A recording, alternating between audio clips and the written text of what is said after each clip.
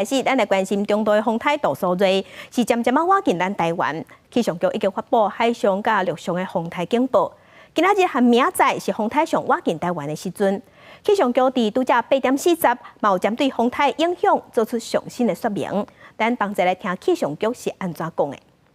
上台风警报。根据今天早上8点的气象资料，台风已经来到了台湾南方大概340公里左右的海面上。过去一段时间，这个台风它在菲律宾北部的近海有打转的现象，因此北上的速度有稍微慢一点点。我们预计它的暴风圈大概会在今天下午逐渐碰触到恒春半岛的陆地，而随着台风逐渐的北上，它也会逐渐笼罩到台湾南部、东南部的陆地以及台湾附近的海面。气象局持续针对台南、高雄、屏东、台东地区发布陆上台风警报，也针对台湾海峡、台湾东半部海面、巴士海峡以及台湾东沙岛海面也发布海上台风警报，请当地的民众以及航行及作业船只严加戒备，防范台风所带来的强风以及豪雨。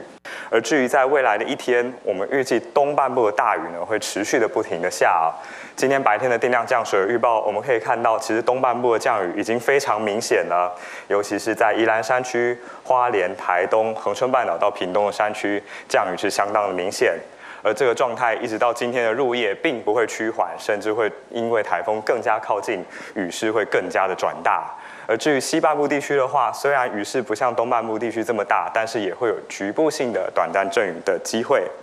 另外一个变化是风的部分哦，在昨天晚上到今天的清晨，其实在北部、东半部跟恒春半岛沿海已经观测到7级到8级的阵风，其中目前在自动站最大的阵风是出现在恒春半岛的九鹏，在凌晨一度来到11级，而我们人工站在兰屿也一度来到10级的阵风啊。我们预计今天随着台风逐渐的接近，我们要先提醒台东跟恒春半岛的